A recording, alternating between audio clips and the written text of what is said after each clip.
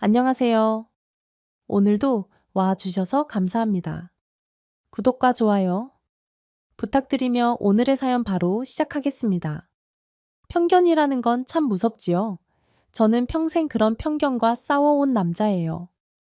특히 우리나라는 남자, 여자, 남자답다, 여자답다, 이런 말에 대한 편견이 좀 강한 편인 것 같아요.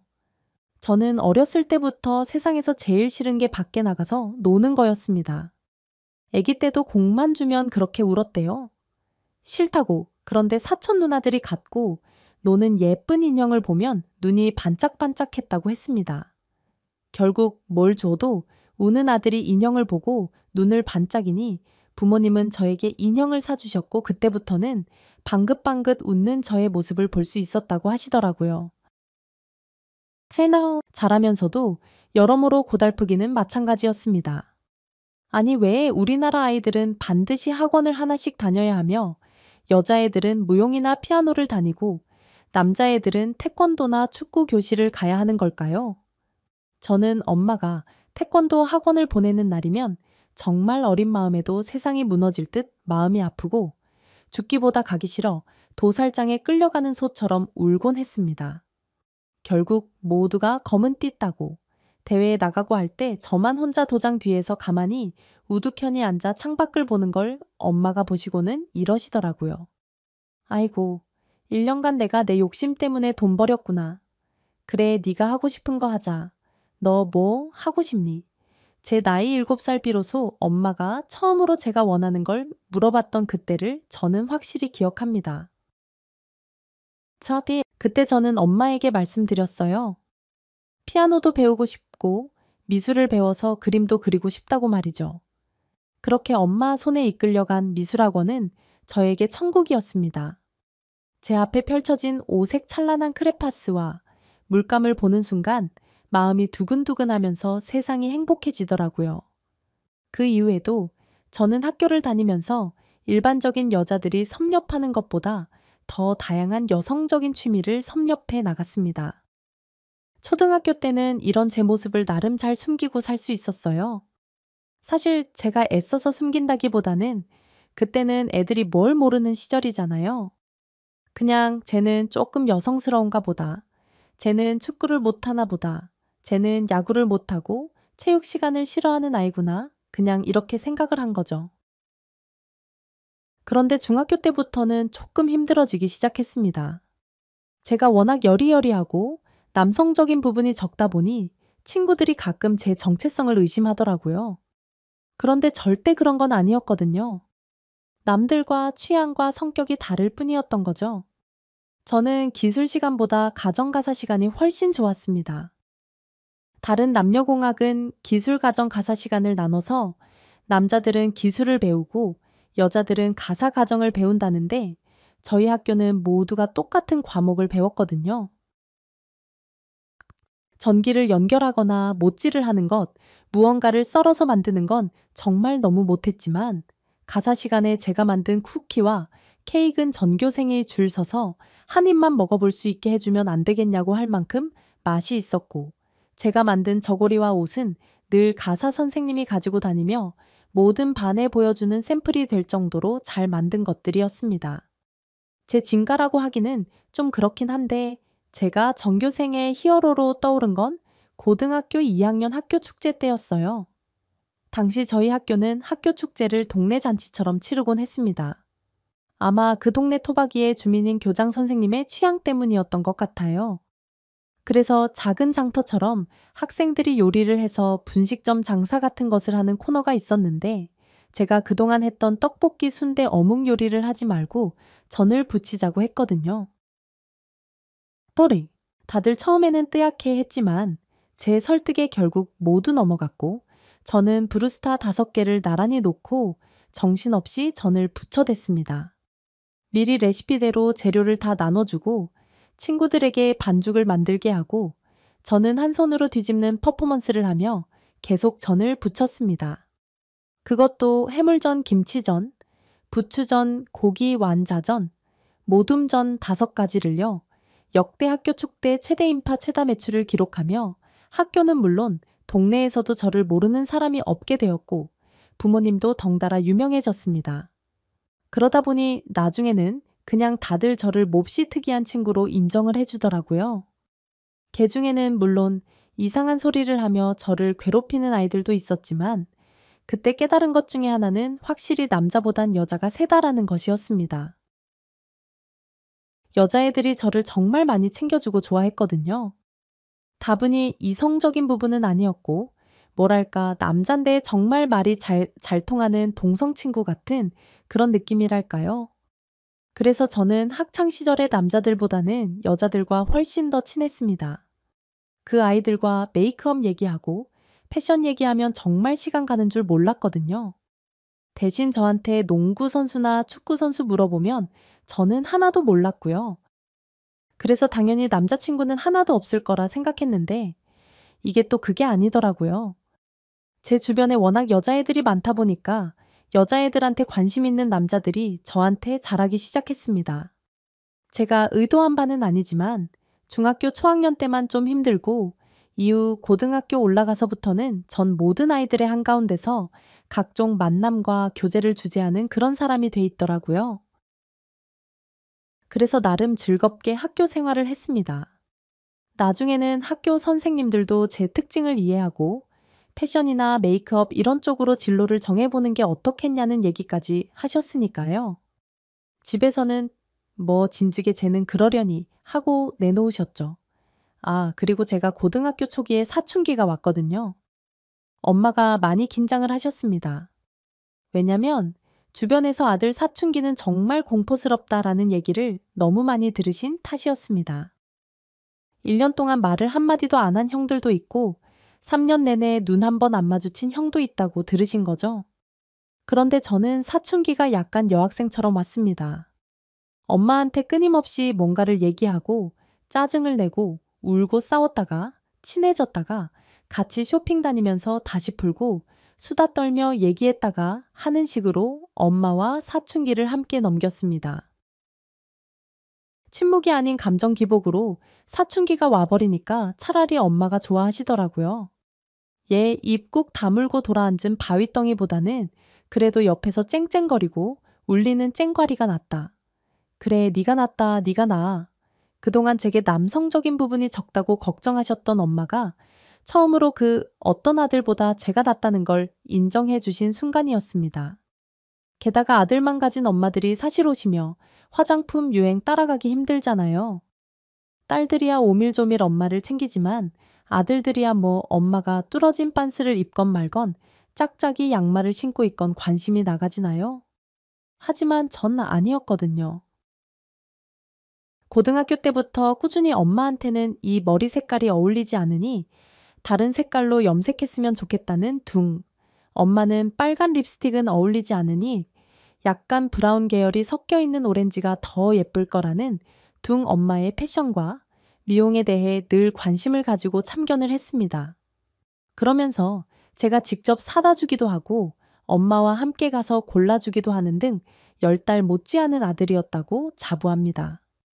그래서 어느 순간 엄마는 항상 옷을 골라 입을 때면 저한테 와서 이것저것 물어보곤 하셨어요. 그러다 보니 당연히 엄마 그룹에서는 가장 젊고 예쁘게 늙어가는 사람이 돼버린 거죠.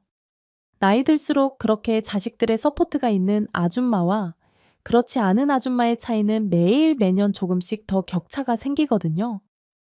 여기에 고등학교 2학년 때부터 시작한 재봉은 저의 취미 생활에 날개를 달아주었습니다. 공부보다 재봉이 훨씬 재밌는 거예요. 제가 임대한 재봉틀로 하루에 3시간씩 정신없이 옷을 만들고 소품을 만드는 걸 보고 부모님은 당시에 꽤 비싼 돈을 주고 공업용 재봉틀을 하나 사주셨습니다. 이런 걸 보면 저희 엄마 아빠는 보통 분은 아니신 거죠. 그러면서 저한테 패션 공부를 하고 싶으면 패션 공부를 하고 다른 공부를 하고 싶으면 네 마음에 드는 걸 하라고 하시면서 이러시더라고요. 사실 너무 경쟁이 세고 힘드니까 이렇게 창의력이 필요한 분야는 안 갔으면 좋겠는 게 부모 마음이기는 한데 네가 워낙 좋아하니 패션 쪽으로 가겠다고 하면 말리지는 않아 만약 이 길을 택하지 않고 다른 길을 택하더라도 재봉 취미는 좋은 것 같아. 어쨌건 기술이잖아. 네가 평생 즐겁게 다룰 기술이 생기는 건 엄마 아빠는 찬성이야. 그런데 참 이상하더라고요. 만약에 엄마 아빠가 극구 반대를 하며 사내 자식이 뭘 이런 거를 하냐? 공부나 해라. 네가 지금 고2인데 재봉틀이나 돌릴 때냐? 이러면서 저를 달달 볶았으면 방황심에라도 더 재봉틀만 붙들고 있었을 텐데 엄마 아빠가 그렇게 딱 공업용 재봉틀까지 사주시면서 지원을 해주시니까 제 마음에 이런 생각이 올라오는 거예요. 그래, 뭔가 제대로 공부해서 좋은 대학 가고 내 전공은 내 전공대로 살리되 이거는 정말 엄마 아빠 말씀대로 평생 취미로 삼아야겠다. 그래서 그날부터 3시간씩 하던 재봉도 1시간으로 줄이고 저는 공부에 매진하기 시작했습니다. 그래서 결국 꽤 좋은 대학에 들어갔어요. 전공은 심리학이었지만 엄마 아빠는 제가 미술음악 패션 이런 쪽을 선택하지 않았던 것만으로도 너무 행복해 하시더라고요. 그래서 제가 물었죠. 엄마 아빠, 그런데 내가 뭘 하든 상관없다고 하지 않으셨어요? 왜 음악 미술 패션 이런 거 선택 안 했다고 그렇게까지 좋아하세요? 그랬더니 엄마가 그러시더라고요. 얘 거기는 보고 즐기면 예쁜 세계인데 그 안에 들어가면 힘든 곳이잖아. 그 세계에서 네가 계속 힘들게 살까 봐. 그랬지 너처럼 예쁜 거 보는 거 좋아하는 애가 예쁜 것들을 예쁘게 보지 못하면 너무 불행하잖아. 네, 이 한마디로 저희 엄마 아빠 캐릭터가 확 잡히지 않으십니까? 저희 엄마 아빠는 그냥 내가 행복하면 된다라는 주의예요. 남들 눈치 볼 거 뭐 있냐? 내가 행복하게 살면 되지. 남들이 다 경쟁한다고 해서 나까지 경쟁할 필요는 없다고 늘 제게 말해 주셨어요. 세상이 관념대로 남성다운 걸 요구한다고 해서 나까지 굳이 남성스러울 필요는 없다는 생각을 가지셨기에 아마 제가 큰 갈등 없이 자랐던 것 같습니다. 저희 엄마도 나중에 아빠 은퇴하시면 본인이 큰 캠핑카를 몰고 미국이랑 캐나다 일주하고 싶다고 얼마 전에 일종 면허도도 따시고 중장기 면허도 따셨습니다. 그 연세에 쉽지 않은데 그걸 다 따시고는 얼마 전부터는 슬슬 타워 크레인 자격증도 한번 따볼까라는 얘기를 하셔서 저와 아빠의 간담을 서늘하게 만드시는 분입니다. 그렇게 오히려 힘들 것 같았던 학교 생활이 무난하게 마무리되고 사회로 나오니 이건 또 다른 세상이더라고요. 학교 다닐 때야 제 모습이 그리고 제 취향이 아이들에게 익숙해질 시간이 주어지고 아이들이 저를 알아가는 인정할 시간이 주어져서 그다지 큰 문제가 되지 않았는데 사회에 나오니까 상황은 좀 달라지더라고요. 오랜 시간 붙어 있으면서 제 캐릭터를 파악할 시간이 없었던 사람들은 제 겉모습만 보고 저를 섣부르게 판단하는 경우들이 많아졌습니다.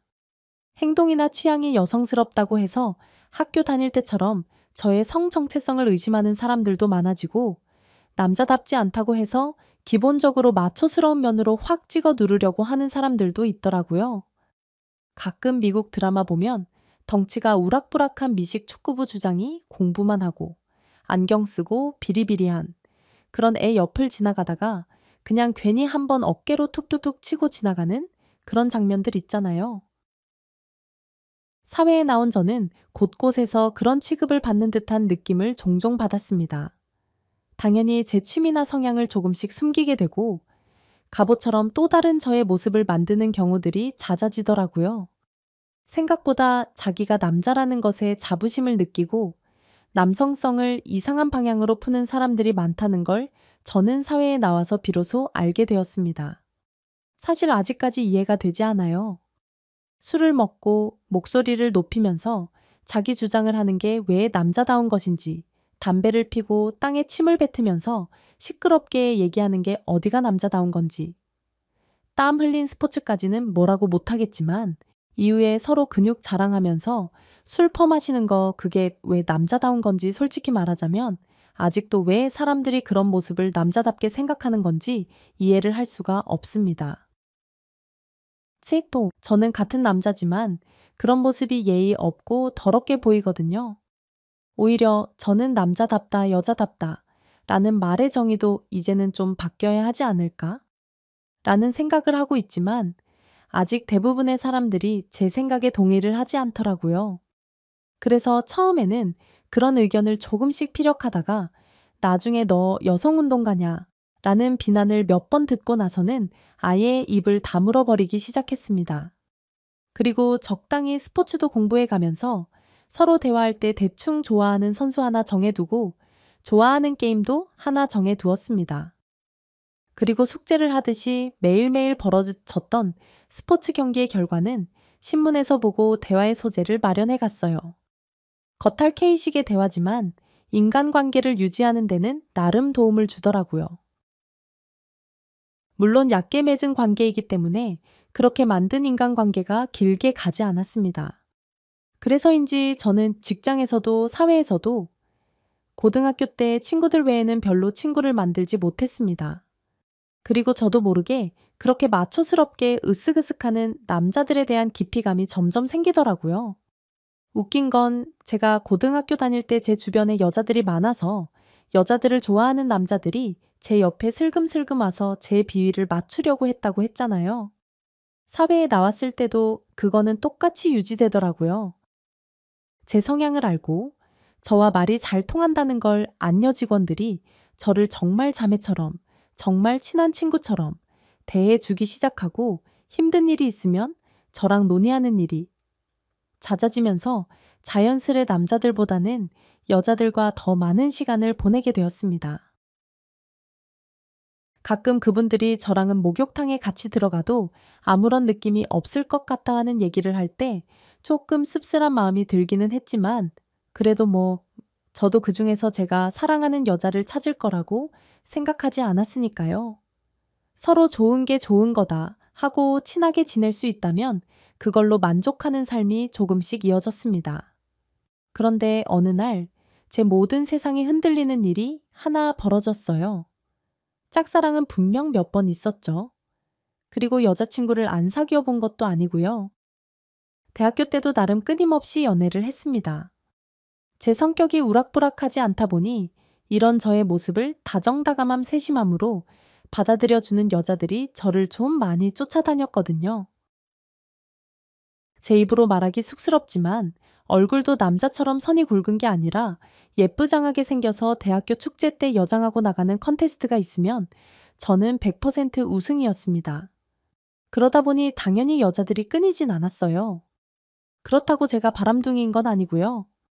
처음에는 저의 다정다감함과 세심함에 반했던 여자들, 조금씩 시간이 지나면 너무 밋밋하다거나 재미가 없다거나 자극적이지 않다는 둥 믿음직스럽지 않다는 핑계를 대면서 이별을 고하더라고요. 그것도 제게는 일종의 상처로 남아있긴 합니다. 그래서 사회에 나와서는 더더욱 선뜻 연애를 하지 않고 언젠가 좋은 사람이 나타나겠지라는 마음으로 기다리고 있는 중이었습니다. 그런데 입사 3년 차가 되었을 때 제가 막 대리에서 과장을 달았던 시기에 신입사원 6명이 들어왔어요. 분명 사람은 6이라는데 제 눈에는 처음부터 끝까지 단 한 사람만 보이더라고요. 약간 고양이를 닮은 작달만한 여자였는데 작은 체구에 비해 눈빛이 엄청 강렬했습니다. 뭔가 전투력이 가득 차 있는 듯한 모습이었달까요? 모습을 딱 보는데 제 심장이 진짜 운동을 하더라고요. 제 몸이 투명했으면 아마 모두들 엄청 비웃었을 겁니다. 제 몸 안에서 심장이 여기저기 뛰어다니는 게 뻔히 보였을 테니까요. 그날부터 저의 애절한 짝사랑이 시작되었습니다. 처음에는 팀도 달라서 그녀 얼굴을 한번 보려면 발소리를 잘 기억하고 있다가 탕비실이나 화장실 가는 걸 쫓아나가 우연히 한번 스쳐 지나가며 인사하는 그것밖에 방법이 없었어요. 세라. 정말 다행히 6개월 정도 후에 그녀가 제 바로 아래 후배로 발령이 났고 그때부터 함께 일을 하며 저는 마음껏 그녀를 볼 수 있었죠. 그런데 한 회사에 있다 보니까 아무래도 많이 조심스럽더라고요. 제가 좋다는 표현도 선뜻 못하겠고 괜히 회사 내에서 이상한 소문 돌면 어색해할까봐 오히려 더 친절하게 못하겠는 그런 게 있었습니다. 제가 얼마나 마음 아리를 했는지 조금씩 제 표정이 어두워지는 게 저와 친하게 지내던 여직원들 눈에 띄었나 봅니다. 또 여자들이 그런 건 엄청 예민하게 받아들였잖아요. 어느 날 옥상으로 저를 불러 올리더라고요. 학창 시절 이후 누군가가 옥상에 절 불러 올린 건 처음이었습니다. 김 과장님, 요즘 고민 있어요. 챙? 그러니까 그런데 나 김 과장님 무슨 고민이 있는지 알 것 같아. 김 과장님 좋아하는 사람 생겼죠? 맞아, 분명히 좋아하는 사람 생겼어. 김 과장 캐릭터에 한 번도 본 적 없는 모습이고 저렇게 말라가는 건 상사병밖에 없거든. 역시 여자들의 촉은 무시할 수 없는 것이었습니다. 이렇게 시간 잡고 잡아 불러 올려 물어본다는 건 제가 짐작하는 것보다 훨씬 많은 것을 이 사람들이 알고 있다는 거죠. 거짓말을 하거나 잡아떼는 게 소용없다는 걸 너무 잘 알기에 조용히 고개를 끄덕였습니다. 그랬더니 저와 제일 친한 선배 누나가 피식 웃으면서 그러더라고요. 죄 대리지 아이씨 어떻게 알았어요? 왜 몰라? 강아지가 엄마 쫓아다니듯 최대리가 움직이기만 하면 돈이 싹싹 돌아가면서 최대리 뒷공무니만 쫓는데. 아니, 그리고 김 과장님 귀는 왜 그렇게 솔직해요? 아주 최대리만 근처에 있으면 무슨 센서야 빨갛게 달아올라서 우리 전부 파티션 밖으로 빨간 귀만 보면 아, 최대리 저기에 있구나 한다니까. 우리는 다 기다리고 있었습니다. 대체 언제 얘기하나? 언제 얘기하나? 아니, 그런데 사람이 너무 조심스러워. 기다리다가 다들 관창문 열고 들어갈 것 같아서 속도 좀 내라는 얘기하려고 모이자고 한 거야. 모두가 알고 있었다니 차라리 마음이 편해지더라고요. 그래서 제가 조심스레 물었습니다. 최 대리도 알고 있을까요? 그럼 모르겠어. 우리가 여기 왜 불러 올렸겠어요? 최 대리 고백받기 기다리고 있습니다. 너무 질질 끌지 말고 빨리 해결해요. 지금 초에 대리 은근 핫한 거 알죠? 여기저기에서 호시탐탐 기회 노리는 남자가 한둘이 아니라고요. 자, 지금부터 고급 정보 들어갑니다. 잘 들어요? 최 대리, 내일 모레 연차별 계획 없이 그냥 집에서 쉴 거라고 했고, 최 대리 집은 여기서 2블럭 떨어진 오피스텔.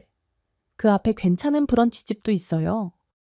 오피스텔 앞에 꽃집도 있는데 그건 뭐 알아서 하시고 그냥 우리 느낌에 오전 11시쯤 가서 브런치 먹자고 부르면 준비하고 있다가 내려올 것 같기도 하고 그러네. 아, 맞다. 그리고 내가 그냥 궁금해서 아까 쓱 한번 체크해 봤는데 김 과장님 요번 달에 월차 한 번도 안 쓰셨더라고요. 어때요? 내일 모레 월차 쓰실래요? 제가 바로 승인 넣어 드릴게요. 세상에 이런 조력자들이 또 어디 있겠습니까? 제가 너무 고마워서 그날 한 잔에 6,500원짜리 딸기 스무디를 그분들께 싹 돌렸습니다. 하나도 아깝지가 않더라고요. 그리고 저는 회사 동료들의 조언에 따라 단호하게 월차를 냈습니다. 준 정보대로 집 앞으로 찾아가서 전화를 걸었어요.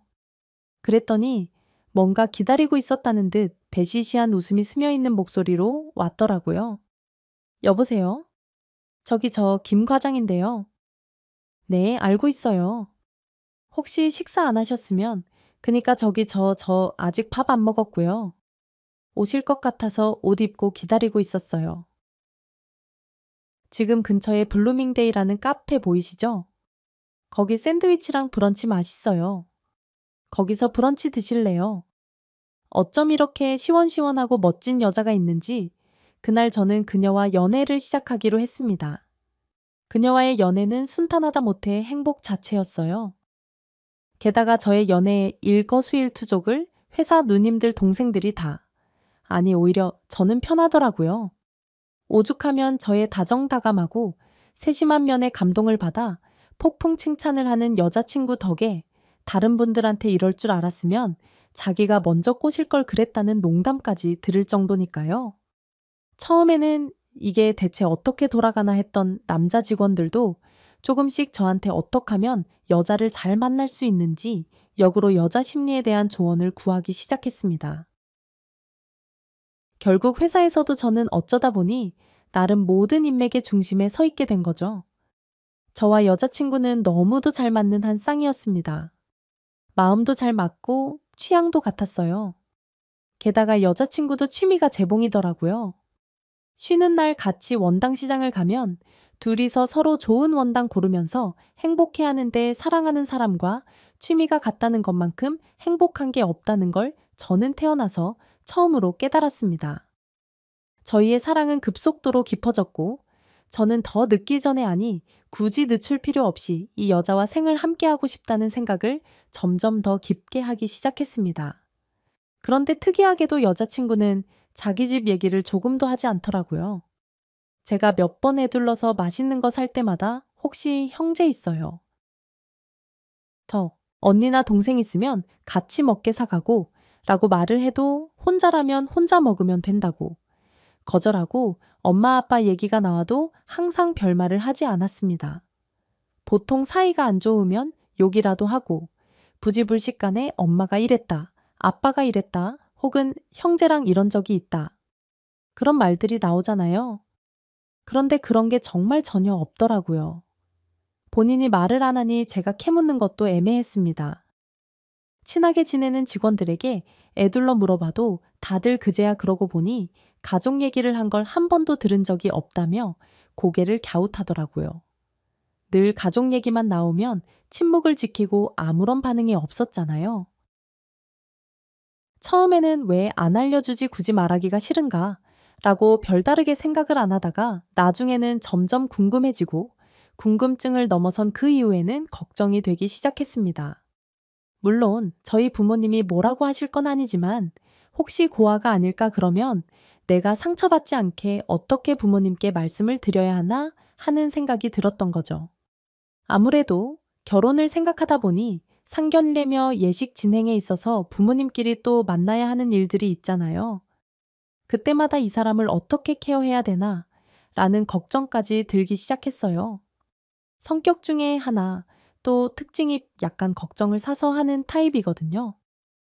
상상도 많이 하고 걱정도 많습니다. 제가 걱정을 혼자 깊이 하다 보니 그게 표정에도 드러났나 봐요. 여자친구가 물어보더라고요. 제리, 혹시 요즘 무슨 걱정 있어요? 아니요. 없는데 아닌데 걱정 있는 얼굴인데 자꾸만 딴 생각하는 것 같고 무슨 일인데요? 저기 나 좀 이상한 질문 하나 해도 돼요? 당신 너무 사랑하는 거 알죠? 나 당신이랑 결혼하고 싶어요. 그러자 그녀의 눈이 동그래졌습니다. 그러면서 웃더라고요.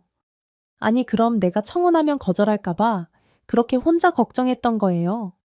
아니요, 거절할 거라곤 생각 안 했어요. 그런데 나 당신 주변에 대해서 아무것도 모르잖아요. 제일 친한 친구 2명밖에 못 만나봤고, 특히 당신 가족이 어떻게 구성되어 있는지도 모르고, 그래서 그런 걸 좀 물어보고 싶었는데, 사실 타이밍을 못 잡았어요. 나랑 결혼하는데 가족이 중요해요. 아니, 다른 뜻이 있는 건 아니고, 그래도 결혼할 여잔데 가족 구성원 정도는 알아야. 그러자 그녀의 표정이 급격히 어두워졌습니다. 아차 싶었죠. 이 사람이 정말 가족이 없어서 말을 못한 게 아닐까라는 생각이 들었거든요. 괜한 상처를 건드린 것 같아서 몹시 미안해지더라고요. 그래서 얼른 그녀의 손을 잡고 말했습니다. 나는 당신한테 가족이 없어도 돼요. 내가 당신의 가족이 되어주면 되니까. 그런데 내 말은 그러니까 있는지 없는지 정도는 알기는 알아요. 저 가족 있어요. 엄마는 좀 일찍 돌아가셨지만 아버지는 살아계시고 형제들도 있어요. 그럼 사이가 안 좋은 거예요. 참보, 아니요, 사이 좋아요. 에이, 그런데 왜 얘기를 하면서 그렇게 얼굴이 떨떠름해요. 그러자 여자친구가 한숨을 푹 쉬면서 이렇게 얘기했습니다. 오빠가 좀 많아요. 오빠가 많다고요. 네, 5명이에요. 순간 저도 모르게 깜짝 놀라 벌떡 일어나며 소리를 질렀습니다. 제가 사랑하는 여자친구는 6남매였습니다. 막내인 여자친구, 위로 5명의 오빠가 있는 세상 귀한 여동생이었던 거지요. 그것도 바로 위에 오빠랑 9살 차이 나는 막둥이, 늦둥이 여동생이요. 저희 오빠들 진짜 유난스럽거든요. 그래서 이때까지 가족 없는 척 했어요. 아무리 그래도 그렇지 가족 얘기할 때마다 한마디도 안 해서 저는 진짜 고아가 아닐까 걱정했잖아요. 오빠들이 정말로 많이 유난스러워서요. 대체 얼마나 유난스럽길래 그래요. 그때부터 여자친구가 해준 얘기는 다소 충격적이었어요. 위로 5명 있는 오빠들이 제 여자친구를 자기 목숨보다 아낀다고 했습니다. 학창시절 때 여자친구가 다니던 학교에 불이 난 적이 있었는데 소방차가 오기도 전에 연기 올라오는 거 보자마자 오빠 둘이 뛰어와서 여자친구를 들쳐업고 바로 뛰어가는 바람에 학교에서는 불보다도 학생이 납치된 줄 알고 발칵 뒤집어진 적이 있었대요. 당시 학교 수위 아저씨가 학교 뒷마당에서 낙엽을 좀 모아서 태우다 난 한 줄기 연기였는데 그걸 몇백 미터 떨어진 길에서 보고 바로 달려와 수업 중인 교실 문을 벌컥 열고 들어가서 다짜고짜 학생을 들고 날랐으니 당연히 모두가 놀라지 않았겠습니까? 나중에서야 자초지종을 알고 수업 중이었던 선생님에게도 경찰은 애게도 사과를 하며 일이 봉합되기는 했지만 그날 이후로 여자친구의 별명은 불의 공주가 되었다고 합니다. 그 정도로 유난인데다가 정말 지독한 동생 바보들이라 목숨을 내놓아라 하면 그 자리에서 바로 죽는 신용. 아니, 그 이상까지도 할 수 있을 정도로 아낀다고 하네요. 제 여자친구를 낳고 1년 뒤에 어머니가 돌아가셨기에 아버지와 5 오빠가 제 여자친구를 금이야 오기야 하며 돌본 겁니다. 엄마가 남긴 마지막 귀한 딸이라고 정말 물고 빨며 키운 거죠. 저 학교 들어갈 때까지 제 발로 땅을 밟아본 적이 없어요. 늘 폭신폭신한 잔디 위에서 살살 새 운동화만 신고 걸어 다니고 흙이나 모래바닥은 늘 오빠나 아빠가 안고 걸어서 저는 흙바닥은 밟으면 안 되는 건 줄 알고 자랐거든요. 아, 그 정도였구나. 정말 많이들 아끼셨나 보다. 학교 다닐 때도 출근하면서 오빠들이 돌아가면서 데려다 주고 학교 시간에는 오빠들이 학교 갔다가도 중간에 나 데려다 준다고 외출증 끊어서 나오고 그랬어요. 회사를 다니면서는 잠깐 외근한다고 나와서 늘 집에 데려다 주는 바람에 저는 한 번도 친구들이랑 하교를 해본 적이 없어요.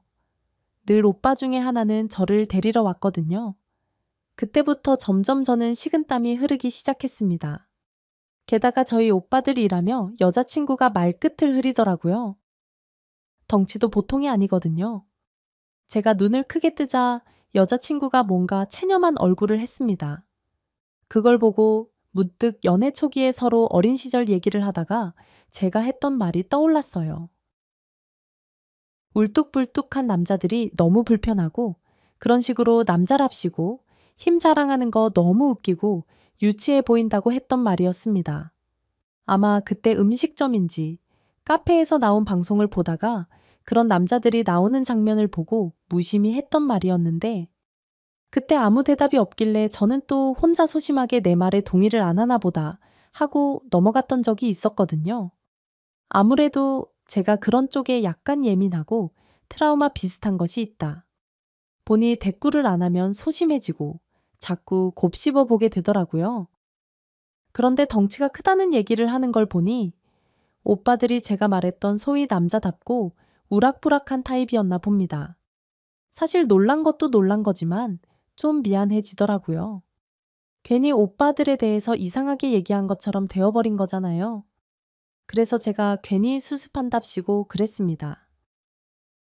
참어, 내가 좀 여리여리한 거지 남자들 어중간하면 다 우락부락하지 뭐 그랬더니 여자친구가 저를 가만히 보다가 한숨을 푹 쉬며 이렇게 얘기를 하더라고요.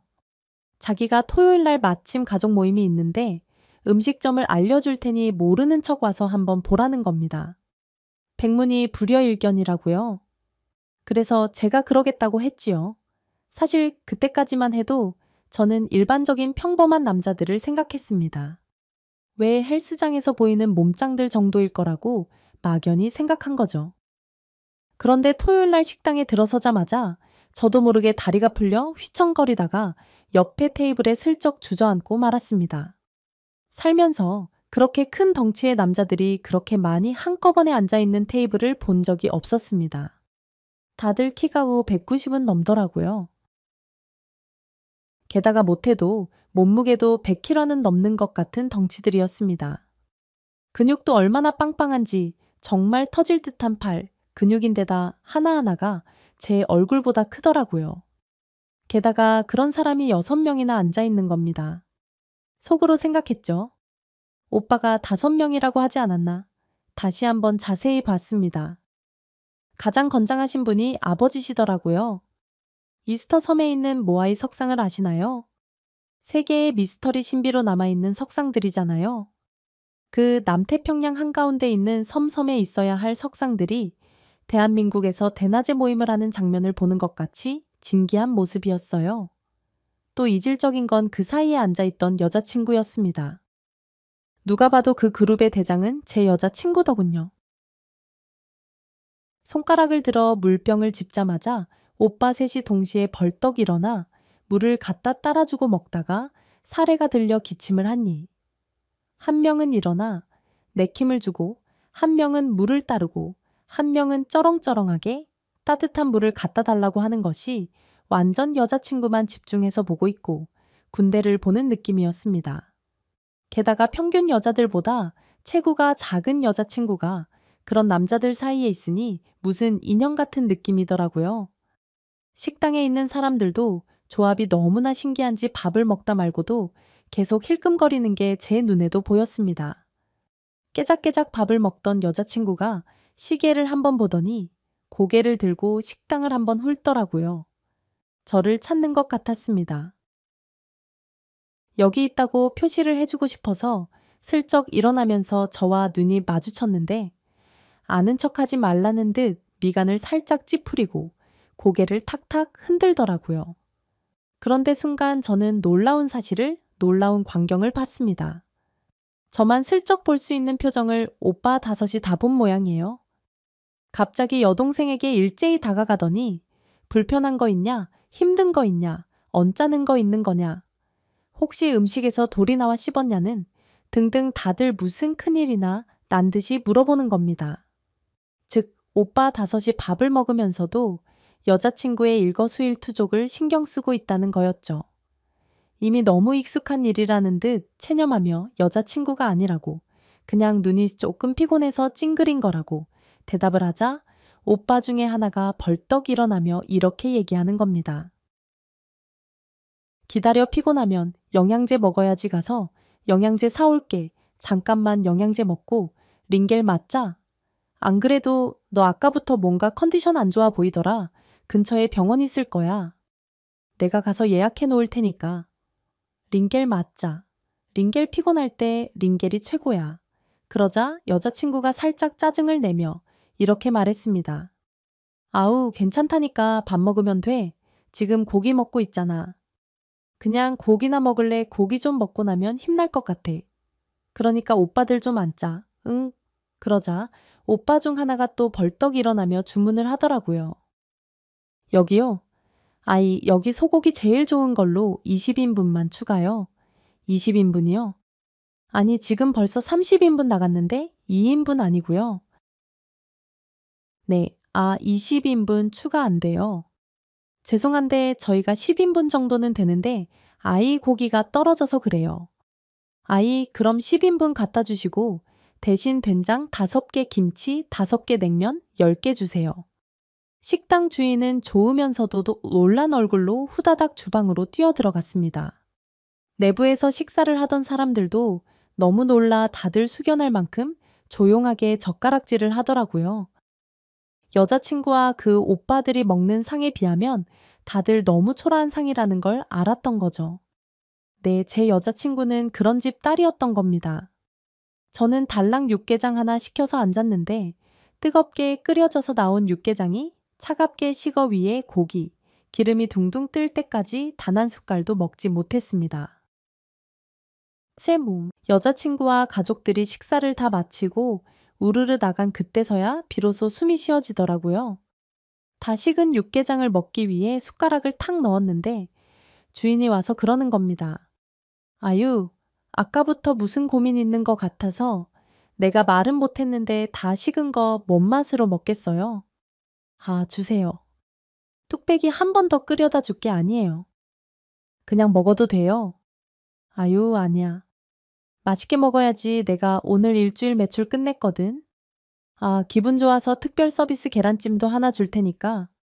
먹어요. 알았죠? 극구 괜찮다는 자에게서 빼앗긴 뚝배기를 갖고 가시니 그제야 정신이 들더라고요. 약간 밥그릇 뺏긴 황당한 비슷한 게 몰려오면서 오히려 정신이 차려졌달까요? 체코 그리고 가게 주인이 갖다 준 뜨거운 육개장을 받아들고 물었습니다. 혹시 아까 그분들 자주 오세요? 한 1년에 2, 3번. 아니, 그런데 올 때마다 점점 양이 늘어나는 것 같아. 이번에도 예약했길래 아니, 뭐 고기 50인분 준비했는데 지난번에는 소고기 30인분, 돼지고기 30인분 먹고 가셨거든. 이번에는 뭐 좋은 일 있나? 아이 처음부터 서로 쭉 두시네. 아유, 고기 더 준비할 걸 잘못했어. 아이, 근데 왜요? 아는 사람들이에요. 아, 아니요. 너무 신기해서, 그죠? 아니, 나도 처음에는 이상한 사람들인 줄 알았는데, 아, 그래도 다들 직업이 건실하더라고. 그나저나 저기 여자 하나 있는 거 봤어요. 아, 여동생 누군지 몰라도 그 집 사이 아주 미래가 험요. 아마 숨도 못 쉬지 않을까 싶어. 그 숨 못 쉴 사람이 저라는 말이 목 끝까지 차올랐지만 저는 아무 말도 할 수가 없었습니다. 그리고 생각 없이 혀를 대는지 마는지도 모르게 뜨거운 육개장을 퍼먹으면서 아무 생각이 없어졌어요. 육개장을 다 먹고 가게를 나왔는데 점점 더 멍해지더라고요. 아득해지는 정신 끝에 가게 주인이 했던 그 집 사위는 아주 미래가 훤해 아마 숨도 못 쉴 거야. 라는 말이 메아리처럼 맴매 돌았습니다. 여자친구한테 전화를 할까 말까 계속 망설이다가 결국 그날은 전화를 못했습니다. 그날 한편 여자친구가 왜 백문이 불여일견이라고 했댔는지 저한테 그동안 가족이 없는 것처럼 굴었는지 조금씩 이해가 되기 시작했어요. 제가 우락부락한 남자들한테 괴롭힘을 당했던 기억이 있어서 그런 남자들 좀 무서워한다고 수시로 말했던 것이 자꾸 떠오르더라고요. 저한테 여성스러운 부분이 있어서 아무래도 일반적인 남자 기준에 맞는 건 아니다. 보니까 그런 사람들을 만나면 불편하다고 말입니다. 그때마다 왜 여자친구 표정이 그렇게 어두워졌었는지 이제야 모두 이해가 되기 시작했어요. 한편으로는 참 그런 오빠들이 있는 게 여자친구 잘못은 아닌데 미안하기도 하고 말이죠. 그런데 제가 결혼을 하면 그 형님들과 가족이 돼서 어쨌거나 어우렁저우렁 부딪혀야 하는 시간들이 있을 거잖아요. 그게 더러 겁이 나는 건 사실이었어요. 어쨌건 결혼은 현실이니까요.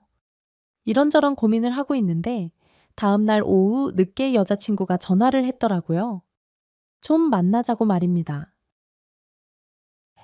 그래서 제가 우선 일단은 전화 못해서 미안하다며 조금 머릿속이 복잡했고 무시하려는 건 아니었다라고 말했습니다. 그리고 여자친구를 만났죠. 여자친구의 표정은 그다지 밝지 않았습니다. 저한테 할 말 있으면 하라고 먼저 그러더라고요. 그래서 제가 그랬죠. 사실 무슨 말을 어디에서부터 어떻게 해야 될지도 모르겠어. 여자친구가 그러더라고요. 초반에 제가 그런 남자들한테 트라우마가 있다는 얘기를 하기 전에 사실 자기 쪽에서 먼저 오빠들의 존재를 숨긴 거는 맞다고 말입니다. 그래서 제가 왜냐고 물었어요. 여자친구가 한참 가만히 있다가 이렇게 말했습니다. 우리 오빠들 내가 유난스럽다고 몇 번씩 말했잖아. 내가 남자친구만 사귀는 것 같으면 어떡하든 남자는 남자가 봐야 한다고. 남자친구 데려다가 오빠들이 이것저것 테스트를 했어. 지금이야 좀 덜할 수도 있는데 나 대학교 때는 정말 장난 아니었어. 체력 테스트 한다고 괴롭히고 담력 테스트 한다고 괴롭히고 대체 남자들이 나만 하질 않더라고. 나 진짜 원망도 많이 들었어. 대체 왜 우리가 이런 걸 당해야 하냐는 소리서부터 시작해서 그 형들 무서우니까 다시는 눈에 안 띄게 해 달라는 애들도 있었고 은연중에 엄청 왕따 당하고 나도 너무너무 힘들었어.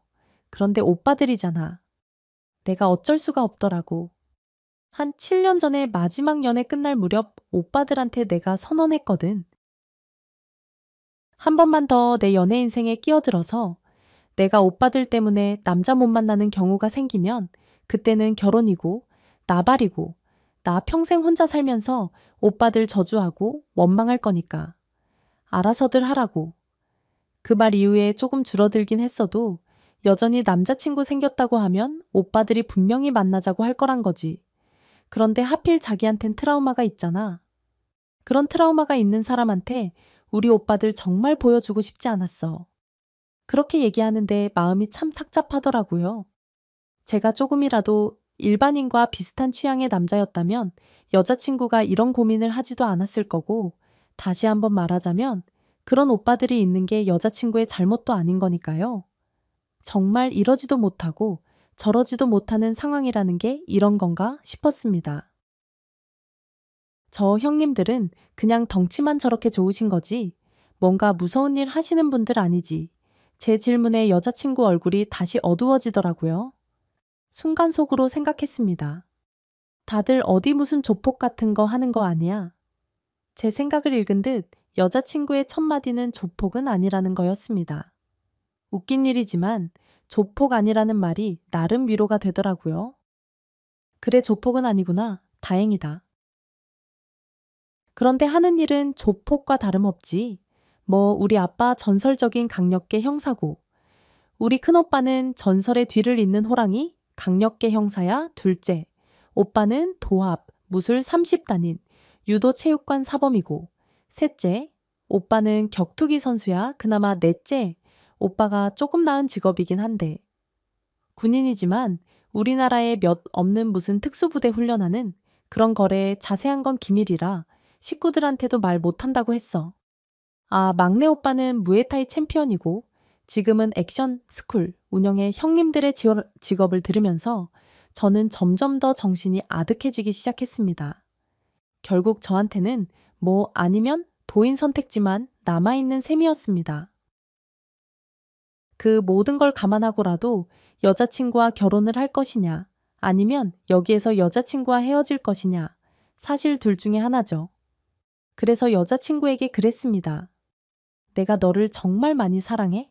그런데 너도 알다시피 나에게는 트라우마가 있잖아. 그 트라우마를 내가 이겨낼 수 있는 방법을 나름대로 홀로 고민을 해봐야 할 것 같아. 그러니 나에게 조금만 시간을 줘. 여자친구는 충분히 이해한다는 듯이 고개를 끄덕이더라고요. 그것만으로도 너무 고마웠죠. 여자친구에게 3일만 시간을 달라고 하고 저는 휴가를 내고 혼자 이 산 저 산 돌아다니며 평생 하지 않던 등산을 그렇게 열심히 했습니다. 산을 다니며 생각을 하고 또 하고 또 하고 또 했습니다. 그러던 중 이틀째 되던 날 낯선 번호로 전화가 한 통 오더라고요. 전 여보세요를 들었을 때 느낌이 확 왔습니다. 그녀의 오빠인 것 같았습니다. 아니나 다를까 그녀의 셋째, 오빠라고 밝힌 그분은 여동생에게 아무 말도 하지 말고 자기 형제들을 좀 만나줬으면 좋겠다고 하시더라고요. 제가 그때 산에서 내려오는 길이었는데 그 말을 듣는 순간 어찌나 다리가 후들후들 떨리는지 저도 모르게 발을 헛디뎌서 넘어지고 말았습니다. 결국 다음날 쩔뚝거리는 다리를 하고 약속 장소에 나갔어요. 멀리서도 한눈에 보이는 사람들, 5명의 석상 같은 형님들이 우르르 앉아 계시더라고요. 5명이 나란히 앉아 계신 맞은편에 혼자 앉아 있었는데, 와, 정말 사방의 일월오봉도 태산이 둘러져 있는 것 같이 두렵고 무서운 느낌이었습니다. 저기 왜 부르셨는지 우리가 그렇게 무섭냐고 물어보던 첫 마디부터 무서웠습니다. 아니, 그건 아닙니다. 우리 아그가 아유, 어제 술을 이빠이 마시고 와서 오빠들이 세상에서 제일 싫다고 울어 제낍디다. 아마 여자친구가 제가 고민하는 걸 보면서 자기도 속이 상하니 술을 마시고 주정을 한 모양이었습니다. 속으로 하나도 도움 안 되는데 왜 그랬을까? 하며 눈을 질끈 감았죠. 그 모습을 보고 오빠들은 여동생에게 남자친구가 있다는 사실도 알게 된 거고, 남자친구가 오빠들의 존재 때문에 자기와의 결혼을 망설인다는 것도 알게 된 겁니다. 제가 입술을 앙 다물고 숨을 깊게 내리쉬었습니다. 그리고 속으로 생각했죠. 오늘 맞고 뻗거나 기절하거나 둘 중 하나겠다. 첫째, 형님이 그러시더라고요. 지금에는 왜 도움이 안 되게 그랬지라고 생각하고 있는 얼굴인데 역시 강력계 형사라더니 눈치가 아주 신만 다니신 듯 했습니다. 자, 지금부터 우리가 한 가지 제안을 합니다. 듣겠습니까? 그 상황에서 누가 안 듣겠다고 할 수 있겠습니까? 무조건 고개를 끄덕였습니다. 그냥 아무 말 없이 내 여동생하고 잘 지내주면 우리도 건들지 않아요. 우리한테는 여동생의 삶이 중요하니까. 그렇지 여동생 옆에 누가 붙어 있는지는 어쨌거나 우리가 두 눈을 뜨고 있는 나는 감시를 할 거니까. 그런데 만약에 여동생 속을 썩인다. 그냥 그러면 얌전하게 유서를 쓰시오. 응, 서로 험한 꼴 안 보게 그것만 안 하면 되는겨. 그것만 약속하면 우리도 우리의 취향도 우리의 성격도 아무것도 강요하지 않아. 우리가 축구를 하고 있는데 옆에서 꽃꽂이를 하건 아니 술을 마시고 있는데 그림을 그리건 아무런 말도 하지 않을 테니까 일단 내 여동생 울리지 않겠다. 다시는 그렇게 눈물 흘리지 않게 하겠다. 그것만 약속하면 우리는 허락합니다. 우리 그렇게 힘들게 안 할 겁니다. 자, 그러니까 할 수 있으면 지금 여기서 할 수 있다라고 대답하고 그렇지 못하겠으면 이 자리에서 꺼져서 다시는 우리 여동생 앞에 나타나지도 말고 둘 중에 선택할 거요. 한 번도 취조를 받아본 적이 없지만 만약에 취조를 받는다면 이런 느낌이겠구나라는 생각을 하며 잠시 고민을 했습니다. 그리고 그 순간 제 머릿속을 스치고 지나가는 단 한마디가 있었어요. 사랑은 쟁취라는 거죠. 제가 제 여자친구를 사랑한다는 건 변함없는 사실이니까요. 여자친구를 사랑하면 쟁취해야 되지 않겠어요. 그리고 쟁취하려면 무언가와 싸워서 이겨야 되고 대상이 이 형님들이라면 저는 지금 승기를 잡은 겁니다. 왜냐? 제가 싸워야 하는 대상들이 미리부터 나는 질 준비가 되어 있으니 일단 도전하라고 얘기를 하고 계신 거잖아요. 그래서 제가 그랬습니다. 평생 사랑하겠습니다. 라고 말이죠. 그랬더니 형님들 중 한 분이 그렇지라면서 테이블을 팡 치시더라고요. 그 바람에 컵이 2개 떨어져 깨지긴 했지만 그런 것 정도는 아무런 신경 쓸 거리가 되지 않았습니다. 형님이 씩 웃으면서 그러시더라고요. 만약에 다른 선택을 했으면 오늘 어디 한 군데 멍은 들었을 텐데 좋은 선택 고맙다고요. 그렇게 저는 그날 저녁 여자친구에게 전화를 했고 저희는 결혼을 약속했습니다. 그리고 형님들은 약속대로 저한테 아무런 것도 요구하지 않으셨어요. 몇 번 저한테 술 먹을 거냐 아니면 혹시 같이 운동을 하겠냐라고 물어보신 적은 있는데 그때마다 여자친구가 아주 냉정하게 끊어주더라고요. 이후로는 저한테 조금도 묻지 않으십니다. 채네, 오히려 5분 중에 3분이 솔로인데 저의 연애 조언을 듣고 참 쓸모있는 동생이라며 오히려 제 도움을 받아 썸 타기에 성공을 하신 후로는 전적으로 저를 아끼고 예뻐해 주십니다. 그럼에도 불구하고 두렵지 않다는 건 아니에요. 여자친구가 농담 삼아 한마디씩 아우 속상해라고 할 때마다 형님들의 무서운 눈이 저를 향하는 거 알고 있거든요. 식장에 들어갈 때도 사실 좀 걱정입니다. 제 주변 사람들 다 제 성격과 취향을 할 텐데 형님들을 보고 뭐라 할지 벌써부터 귀에 선하고 눈에 선하거든요. 그럼에도 불구하고 저는 무서운 형님들 사이에서 귀여움 받으면서 나름 잘 살고 있습니다. 앞으로 사는 동안 평생 아내에게 충성해야겠죠. 안 그럼 전 정말 5 형님들에게 뼈도 못 줄일 테니까요. 무서운 석상 같은 형님 5 사이에 여리여리한 나뭇가지 같은 저 아내에게는 그렇게 6명, 아니 아버님까지 7명의 남자가 있습니다. 저희끼리는 농담처럼 백설공주와 7 거인이라고 얘기해요. 둘째, 형님이 그러시더라고요. 너는 거인도 아닌데 그냥 꼽사리로 거인 취급받는 거야.